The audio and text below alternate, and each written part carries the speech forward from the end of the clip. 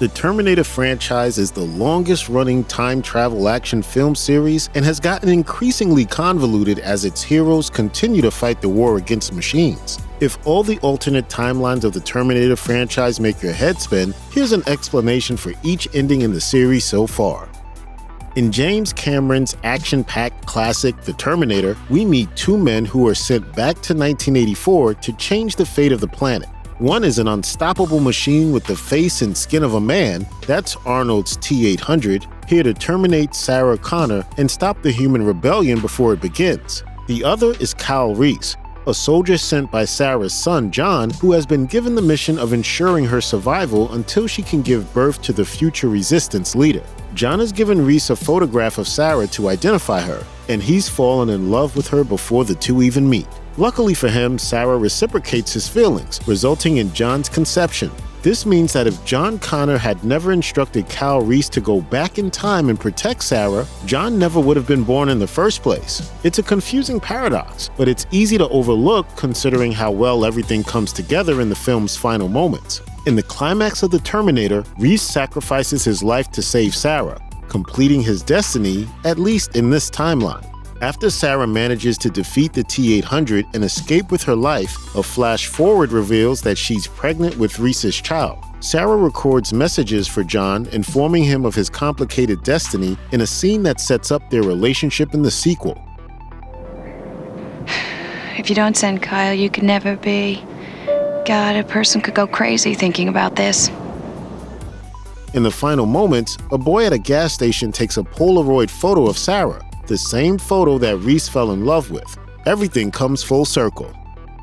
Regardless of whether you prefer Terminator or Terminator 2, it's hard to deny that they're among the best action movies of all time. Cameron's sequel to The Terminator is a non-stop thrill ride that proves you don't need convoluted twists to make a compelling time travel story, and as such, it has the most straightforward ending in the series. In its simplicity, Judgment Day also brings something to the table the other Terminator movies lacked: hope. Sarah and John Connor find themselves safe once again after Arnold's Cyberdyne Systems Model 101, now programmed to protect John Connor rather than kill him, saves them from the T-1000. In one of the film's most iconic scenes, the Model 101 lowers himself into a vat of molten steel after explaining that he must destroy any trace of future technology in the present. His sacrifice fills Sarah with hope. For the first time, she can imagine a future where machines and humans live together in harmony. It's too bad that things would only get worse for the humans from here. While it's far from the best Terminator movie, Terminator 3 arguably has the darkest ending of the series. Instead of finishing on a victorious note like James Cameron's original films, Rise of the Machines ends with Skynet finally achieving self-awareness and global domination. At the end of the mindless sci-fi romp that is Terminator 3, John Connor and his future wife Kate arrive at Crystal Peak, a decommissioned military outpost where they had been told they would be able to put an end to Skynet once and for all. This was their destination all along, but in a devastating twist, the structure is revealed to not be Skynet's core. Instead, it is a fallout shelter, and the end of the human race is imminent. The machines won the moment Skynet became self-aware. There was never any hope of stopping them. Judgment Day is here. This take on John's destiny is a subversion of the expectations of the other movies. He was never meant to stop the war before it began. Judgment Day was an inevitability. Instead, he is meant to survive the apocalypse in order to restart the human race with Kate. Terminator Salvation is the franchise's take on a war movie, and it's the only one that doesn't feature Schwarzenegger in the title role. Starring Christian Bale as John Connor and the late Anton Yelchin as Kyle Reese, Salvation follows the pair and their allies as they attempt a covert mission to shut down Skynet's machine army. The ending of this one is fairly straightforward. John Connor nearly gives his life rescuing Kyle Reese, ensuring his own birth. Then former death row inmate Marcus, revealed earlier to be part machine, sacrifices himself in the final moments, literally giving his heart to save John. According to director Mick G, the original ending the filmmakers had in mind was much darker. Mick G told IO9, "Connor dies, we're in a room with all the people we care about. You take Connor's likeness, you put it on the living machine of Marcus. He sits up, now looking like Christian Bale, takes a gun, kills Kate, kills Kyle, kills Star, kills everybody. eyes flare red, the end. This wasn't the only version of this ending that was under consideration. According to screenwriter Michael Ferris, one scrapped ending showed Connor's face on Marcus's body but didn't include the evil turn. The writer and director both seemed to appreciate how ironic it would be if the leader of the human resistance was turned into a machine. Terminator Genisys was an attempt to reboot the series by doing what the franchise does best and worst, making a sequel to the Terminator. What boils down to an alternate timeline version of Skynet's rise ends up being the most complicated and convoluted in the series' long history. The confusing writing of Genisys certainly applies to its ending, but to explain the ending, we have to start at the beginning.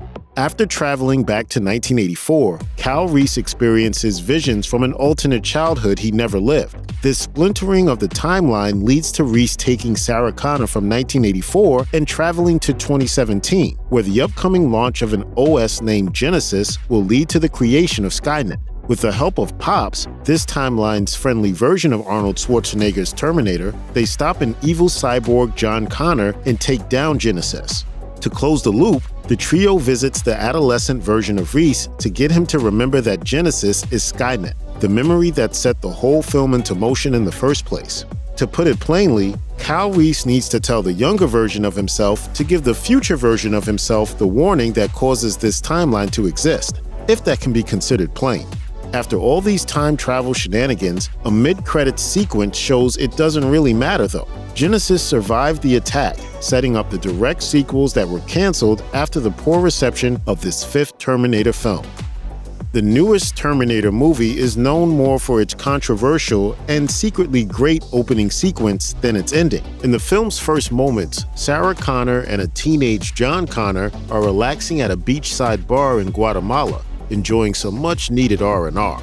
Then, out of nowhere, a T-800 arrives to kill John once again, but this time, it actually succeeds. Although Dark Fate diverges from the established timeline, it brought back Linda Hamilton as Sarah Connor and roped James Cameron back in as a producer to create the most well-received movie in the franchise since T2. Still, the final moments are a bit vague with regards to where the future of the Terminator franchise is heading, and whether or not we'll ever be seeing these characters again. I won't be back. In the climax of Dark Fate, genetically enhanced cyber soldier Grace sacrifices herself so future freedom fighter Danny can use her power source to defeat the evil Rev 9 Terminator. This is Grace's fate, and it needs to happen so Danny can live and fulfill her destiny.